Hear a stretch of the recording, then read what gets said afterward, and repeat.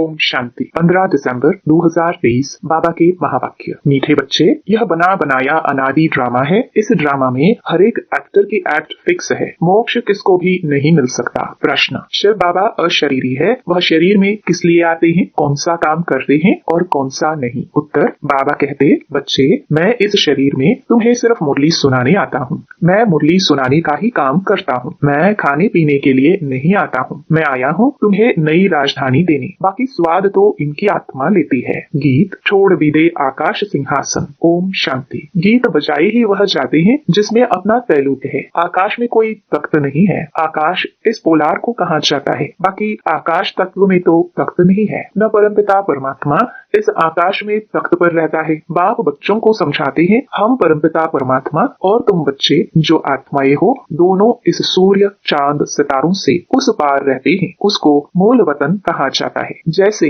यहाँ आकाश में सूर्य चांद सितारे हैं, वैसे हूबहू झाड़ के मुआफिक महातत्व में भी आत्माएं रहती हैं। जैसे सितारे आकाश पर खड़े हैं, कोई चीज पर आधार नहीं है। अहम आत्माएं और परमात्मा बाप हम सब रहने वाले महातत्व में हैं। स्टार मुआफिक ही हैं। ज्ञान सूर्य, ज्ञान चंद्रमा, ज्ञान सितारे। अब यह तो समझाया है, जब जब भीड़ पड़ती है, दुख होता है, तब आता हूँ। पुराने को नया बनाना है जरूर। पुराने में ही भीड़ होती है। कलयुग में है दुख की भीड़। स्वर्ग में तो सुख ही सुख है। फिर से मुझे आकर सहज ज्ञान और सहज राजयोग सिखलाना होता है। सब बुलाते हैं कि आओ। कृष्ण के लिए नहीं कहते कि सिंहासन छोड़कर जाओ। कृष्ण के लिए सिंहासन अक्षर शोभता नहीं। वह तो प्रिंस था ना। सिंहासन तब कहे जबकि राजगद्दी मिले। हाँ, छोटे बच्चे को बाप गोद में व बाजू में बिठा सकते हैं। तो बाप समझाते हैं, आत्माएं मूल वतन में स्टार मुआफिक हैं। फिर वहाँ से नंबरवार आती रहती हैं। दिखाते हैं ना स्टार कैसे गिरते हैं। वहाँ से भी आत्माएं आकर सीधा गर्भ में जाती है। यह अच्छी रीति नोट करो। हर एक आत्मा को सतो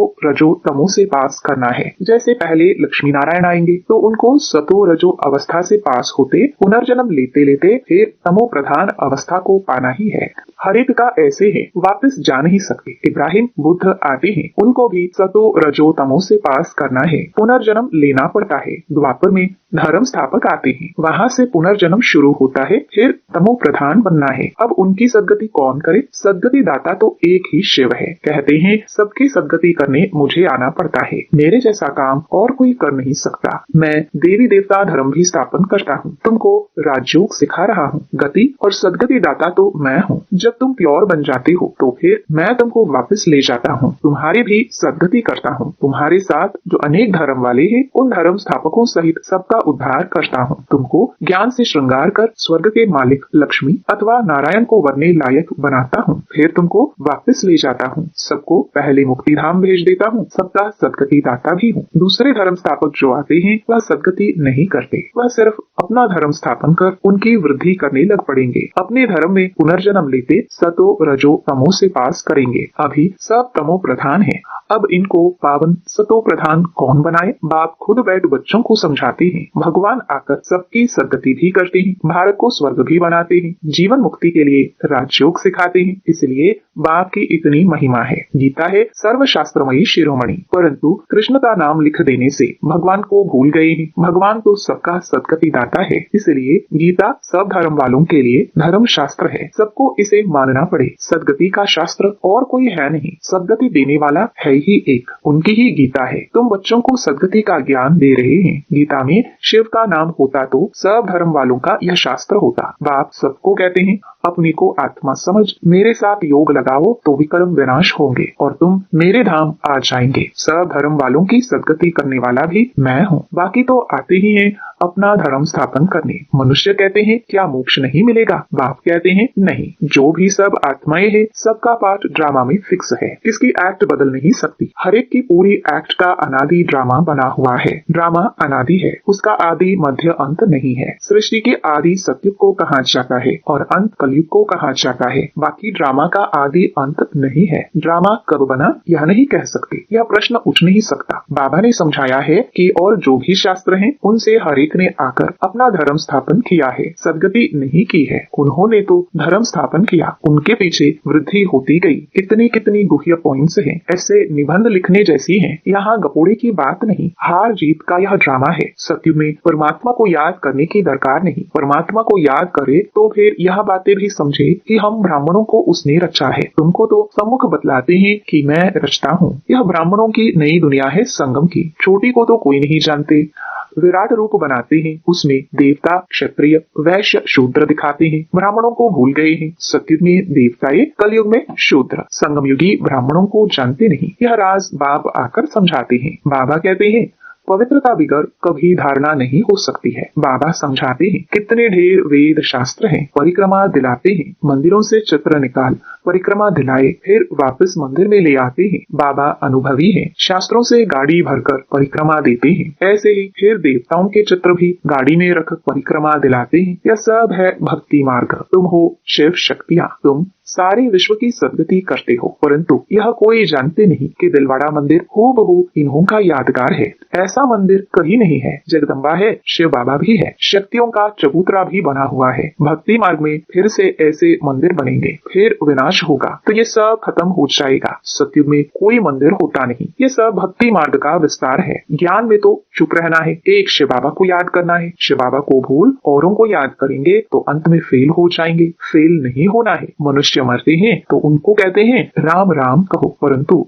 ऐसे याद आता नहीं है। फिर भी गाया जाता है अंतकाल जो नारायण सिमरे। बात अभी की है, भंबोर को आग तो लगनी है। अंतकाल जो नारायण सिमरे। बरोबर अब तुम समझते हो हम नारायण व लक्ष्मी को वरेंगे, स्वर्ग के लिए तैयार हो रहे हो। बाबा बिगर यह ज्ञान कोई दे नहीं सकते। यह बाबा भी कहते हैं कि अब हमको शिव बाबा ने बताया है। इनको शक्ति सेना व पांडव सेना कहा जाता है। पांडव नाम है महारथियों पर, शक्तियों की फिर शेर पर सवारी दिखाते हैं। तो बाप कहते हैं जैसे कल पहले सहज राजयोग सिखाया था, हूबहू इसी प्रकार सिखा रहा हूँ। जो भी एक्ट चलती है कल्प कल्प वही चलेगी, इनमें फर्क नहीं पड़ सकता। फिर कल्प कल्प यह पाठ चलेगा। बाबा कहते हैं तुमको गुह्य गुह्य बातें सुनाता हूँ, पीछे क्या होने वाला है सो तो फिर पीछे सुनाएंगे ना। अभी सब सुना दूं तो क्या बस वापस चला जाऊं? अंत तक नई पॉइंट सुनाते रहेंगे। हम गीता की महिमा बहुत करते हैं, परंतु उस गीता व महाभारत में तो हिंसक लड़ाई आदि दिखा दी है। अब लड़ाई तो है नहीं, तुम्हारी तो है योग बल की बात। अहिंसा का अर्थ कोई भी नहीं जानते, सिर्फ स्त्री को नरक का द्वार कह दिया है। वास्तव में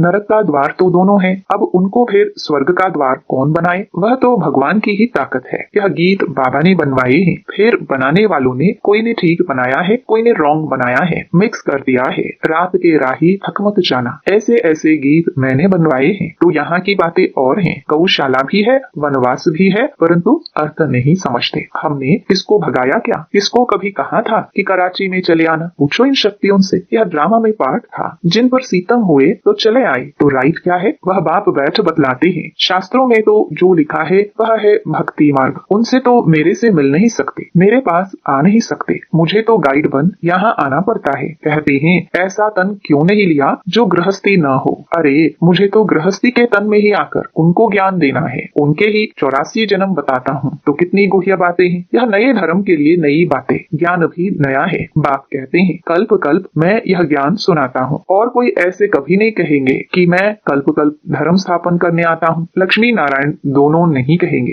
कि हम फिर से राजाई करने आए हैं। वहाँ यह ज्ञान ही प्रायलोक हो जाता है। शास्त्र तो बाद में अनेक बना दिए हैं। हम ब्राह्मणों के लिए एक ही गीता है। धर्म भी स्थापन करता हूँ और सदगति भी सबकी करता हूँ। डबल काम हुआ ना। अब हम जो सुनाते हैं वह राइट है या इन्हों का राइट है सो तो तुम जानते हो। मैं कौन हूँ? मैं ट्रुथ हूँ। मैं कोई वेद शास्त्र नहीं सुनाता हूँ। भल इसने पढ़े तो बहुत हैं, परंतु वह सुनाते थोड़े हैं। वह तो शिव बाबा नई नई बातें सुनाते हैं। वह तो अशरीरी है, सिर्फ यह मुरली सुनाने का काम करने आते हैं, न कि खाने पीने आते हैं। मैं तो आता ही हूँ तुम बच्चों को फिर से राजधानी देने। स्वाद इनकी आत्मा लेती है। हर एक का धर्म अलग है, उन्हें अपना धर्म शास्त्र पढ़ना है। यहाँ तो ढेर शास्त्र पढ़ते रहते हैं, सार कुछ भी नहीं है। जितना पढ़ते रहते असार संसार होता जाता है। तमो प्रधान बनना ही है। पहले पहले सृष्टि में तुम आए हो। तुम ब्राह्मणों ने माता पिता से जन्म लिया है। उस तरफ है आसुरी कुटुंब, यहाँ है ईश्वरीय कुटुंब। फिर जाकर दैवी गोद लेंगे, स्वर्ग के मालिक बनेंगे। माता पिता की मत पर चलेंगे तो स्वर्ग के सुख घनेरे मिलेंगे।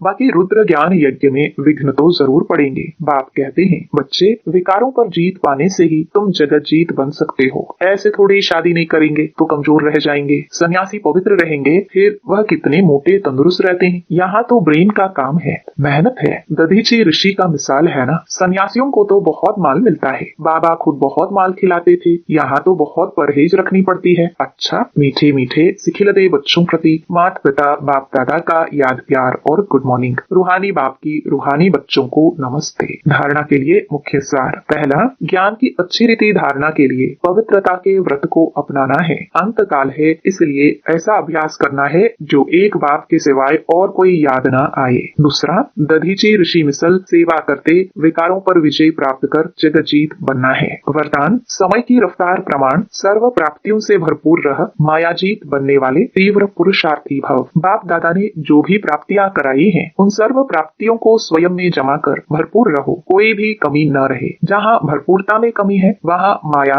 हिलाती है। मायाजीत बनने का सहज साधन है सदा प्राप्तियों से भरपूर रहना। कोई एक भी प्राप्ति से वंचित नहीं रहो, सर्व प्राप्ति हो। समय की रफ्तार प्रमाण कोई भी समय कुछ भी हो सकता है, इसलिए तीव्र पुरुषार्थी बन, अभी से भरपूर बनो, अब नहीं तो कभी नहीं। स्लोगन, सत्यता और निर्भयता की शक्ति साथ हो तो कोई भी कारण हिला नहीं सकता। ओम शांति।